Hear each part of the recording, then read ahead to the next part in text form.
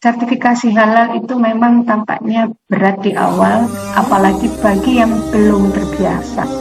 Tetapi pada akhirnya nanti ini akan menimbulkan kepuasan atas kebutuhan konsumen tidak hanya bagi muslim, tapi juga non-muslim.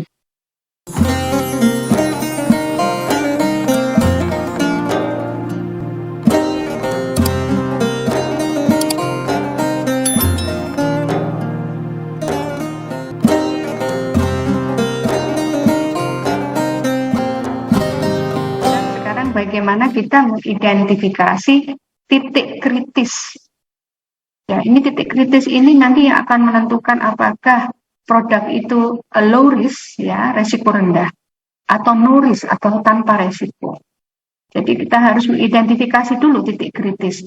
Dan ini pada matrik bahan, ini harus dicantumkan.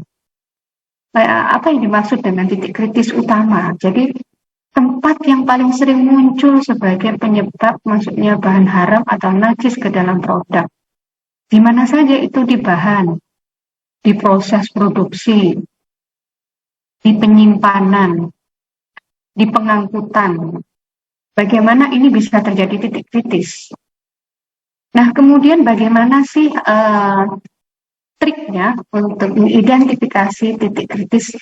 Belum tentu loh bahan nabati itu halal 100% begitu ya. Kenapa? Nah, kalau diolah bagaimana? Contohnya saja sayuran beku begitu ya, untuk membuat sup gitu yang isinya wortel, buncis sama edamame gitu dalam bentuk beku. Rata-rata frozen food itu diolah untuk agar tidak terjadi chilling injury. Chilling injury itu yang bagaimana? Dia karena dingin, ya dia mengalami kerusakan begitu. Coba Bapak Ibu menyimpan wortel di dalam kulkas ya, kemudian dikeluarkan, nah nanti itu setelah defrost itu pasti wortelnya lembek begitu. Tetapi kenapa yang frozen food itu tidak? Di situ ada bahan tambahan.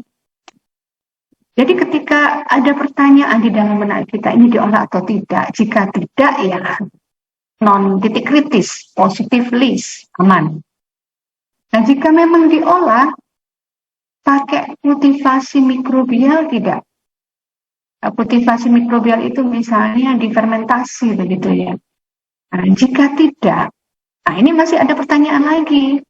Kalau diolah, ini ada bahan tambahan atau penolongnya tidak? Jika tidak, ya non titik kritis. Jika iya, titik kritis, ini yang harus dilihat. Dan jika ini kultivasi mikrobial dilakukan, difermentasi dengan hammer enggak? Kalau tidak, nah ini berarti non titik kritis. Kalau iya haram. Kalau yang tidak di sini tidak ada bahan tambahan dan penolong ketika pengolahan, misalnya dikukus saja begitu ya, kan non titik kritis. Tetapi jika ada bahan penolong, misalnya dalam kasus frozen food itu ada bahan tambahan dan bahan penolong untuk filler sel-sel yang ada di produk nabati itu, maka masuk ke titik kritis. Jadi titik kritis bahan nabati itu biasanya memang bahan yang berasal dari tanaman yang pada dasarnya halal. Nah, ini dengan pengecualian kalau tanaman itu yang memabukkan ya. Ini jadi tanaman yang halal. Tapi bila diproses dengan menggunakan aditif atau bahan tambahan dan bahan penolong yang tidak halal, maka akan menjadi tidak halal.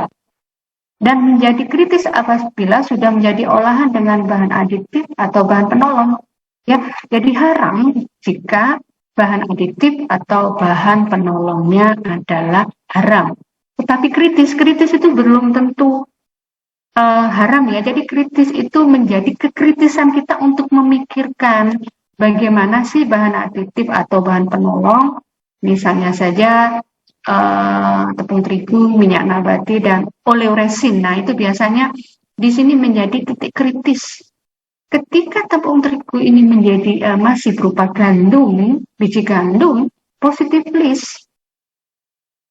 Tapi ketika menjadi tepung terigu, ini Bapak Ibu harus berpikir kritis. Apakah ini termasuk titik kritis atau bukan? Demikian pula dengan minyak nabati, walaupun itu minyak kelapa, minyak kelapa sawit ya. Tetapi bagi Bapak Ibu yang mengetahui teknologi minyak nabati yang ada di industri itu segala macam, vitamin, anti cracking, anti penggumpalan, anti teni itu ini semua ya dicampur semua ya. Nah, bagaimana dengan standar dokumen bahan nabati ya? Harus ada sertifikasi halal dari lembaga yang diakui untuk bahan nabati yang menggunakan bahan tambahan atau penolong proses yang berasal dari hewan atau turunan hewani atau bahan kompleks lain dan bahan-bahan kritis. Jadi nggak boleh nih tepung bu gitu. Tapi kalau di situ sudah ada logo halal beres. Jika pelaku usaha secara omset sudah memenuhi sebagai UKM dan kemudian produk-produknya itu beresiko tapi low risk, kita cek bahan-bahan yang digunakan, misalnya penjual pisang goreng. Terigunya, nah terigunya selama dia membeli terigu dengan berlogo halal beres. Minyaknya yang berlogo halal beres. Gulanya berlogo halal beres. Garamnya berlogo halal beres. Jadi beres. Itu bisa masuk ke mekanisme self declare. Dan untuk self declare tidak sampai uji lab. Itu tadi pastikan dari pelaku usaha semua bahannya adalah dari bahan-bahan yang kemasannya bersertifikat halal, kecuali yang positif list, misalnya bahan telur begitu ya, bahan sayur yang tidak diolah. Tetapi apakah self declare itu tidak boleh? Itu untuk analisa lab jika diperlukan begitu ya, boleh saja. Nah itu tadi saya sampaikan bagaimana kita mengidentifikasi tentang titik kritis bahan tumbuhan. Sekarang kita masuk ke titik kritis bahan hewani. Kalau ini daging dan hasil sampingnya, baik itu lemak, tulang, kulit, dan lain-lain, ya harus dicek lagi apakah dari hewan yang halal. Jika tidak, ya haram.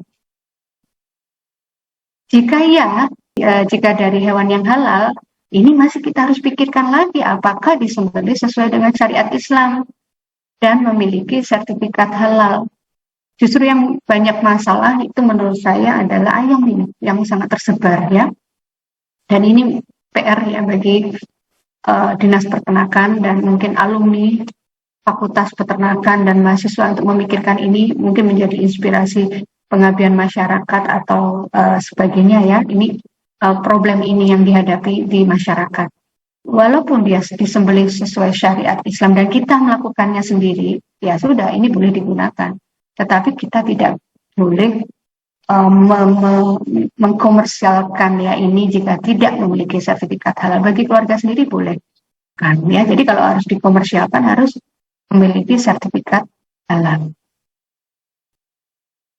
Nah, ketentuan bahan ini ada aturannya. PP nomor 39 tahun 2021 pasal 62. Data produk dan bahan yang digunakan dalam proses produk halal harus merupakan produk dan bahan halal yang dibuktikan dengan sertifikat halal. Ya, ketentuan tersebut tidak diperlukan. Ini ya, yang masuk positif list atau low risk ya. Jika berasal dari alam berupa tumbuhan dan bahan tambang tanpa melalui proses pengolahan. Kemudian dikategorikan tidak berisiko mengandung bahan yang diharamkan, tidak tergolong berbahaya, serta tidak bersinggungan dengan bahan haram. Nah, keterangan lebih lanjut bisa dibaca di PP nomor 39 tahun 2021. Kemudian juga diatur oleh PMA nomor 26 tahun 2019 dari Peraturan Menteri Agama bahwa daftar produk dan bahan yang digunakan harus merupakan produk dan bahan halal yang dibuktikan dengan sertifikasi halal, kecuali bagi bahan yang berasal dari alam. Nah, ini tidak perlu sertifikasi halal. Dan sekali lagi tanpa diolah. Yang kedua, dikategorikan tidak berisiko mengandung bahan yang diharapkan. Nah, titik kritis yang lain adalah pada fasilitas produksi. Ya, semua lini produksi dan peralatan pembantu yang digunakan untuk menghasilkan produk, baik milik sendiri atau menyewa dari pihak lain.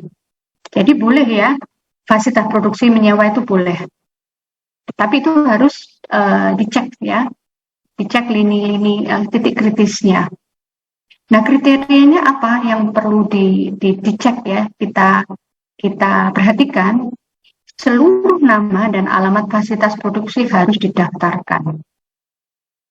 Fasilitas produksi tidak boleh digunakan bergantian untuk menghasilkan produk yang disertifikasi halal dan produk yang tidak disertifikasi yang mengandung bahan dari babi atau turunannya.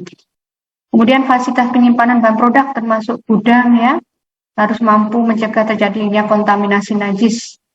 Kemudian fasilitas pencucian peralatan tidak boleh dipergunakan bersama atau bergantian dengan peralatan yang kontak dengan bahan yang berasal dari babi dan turunannya. Ya. Ketentuan produk yang tidak dapat diajukan sertifikat halalnya, ya. Nama produk, nah ini nggak boleh mengikuti nama minuman keras ya, root beer, ya, es krim rasa rum ini juga golongan minuman keras. Kemudian produk-produk yang mengandung nama turunan babi seperti babi panggang, babi goreng, beef bacon, hamburger, hotdog ya.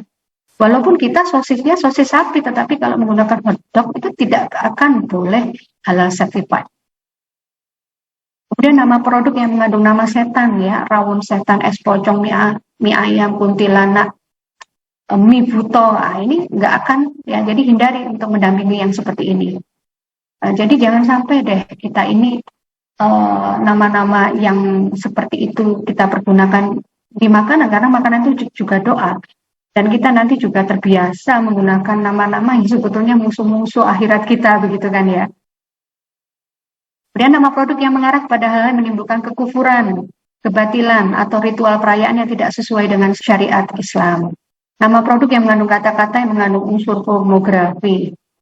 Ya, produk dengan karakteristik atau profil sensori memiliki kecenderungan bau atau rasa yang mengarah kepada produk haram yang telah dinyatakan haram berdasarkan ketetapan fatwa, misalnya saja daging ayam rasa babi begitu, semuanya halal ya, rasanya pun mungkin babi sintesis tetapi itu sudah rasa babi, jelas haram walaupun sama sekali tidak ada unsur sampai di PCR, tidak ada DNA babi.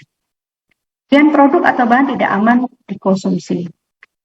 Nah, bakery Bapak Ibu sekalian ya, ini adalah yang paling banyak titik kritisnya.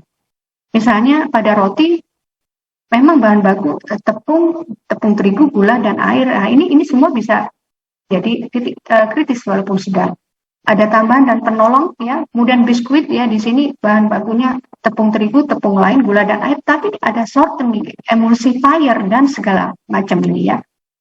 Lecithin ya, ini banyak produk-produk turunan babi ada di bahan tambahan dan penolong ini. Cake juga ya.